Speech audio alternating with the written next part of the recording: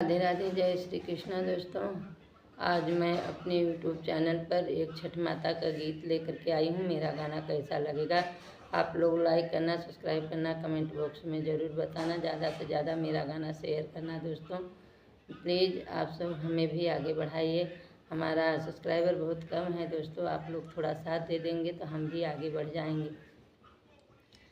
गंगा जमुनवा पे जाइब, मैया के सजाइब हो सखिया, लाल लाल मेहंदी लगाइब, छठी माई सजाइब हो सखिया, लाल लाल मेहंदी गाइब, छठी माई सजाइब हो। गंगा जमुनवा पे जाइब, छठी माई सजाइब हो सखिया, लालई मेहंदी गाइब, मैया के सजाइब हो सखिया, लाल लाल मेहंदी गाइब, मैया के सजाइब हो। पाँव पे जनिया पहिराइब, घुंघरू गाइब हो मैया, ललकाया भंवर लगाइब, मैया के सजाइब हो सखिया, लालैया भंवर गाइब, छठी माई सजाइब हो।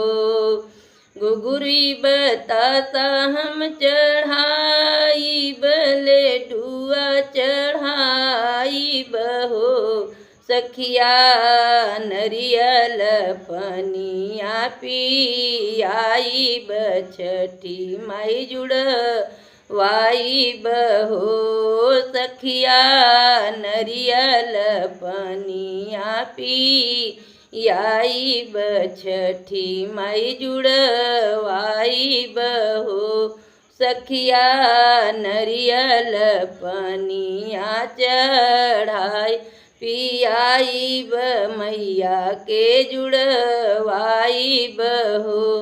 हाथ जोड़ी सिरवा झुकाइब, निहुरी पैया लागब हो सखिया, माई से हम मंगबई मांगनवा, तबही गरवा जाइब हो सखिया, माई से मंगबई मांगनवा, तबही गरवा जाइब हो।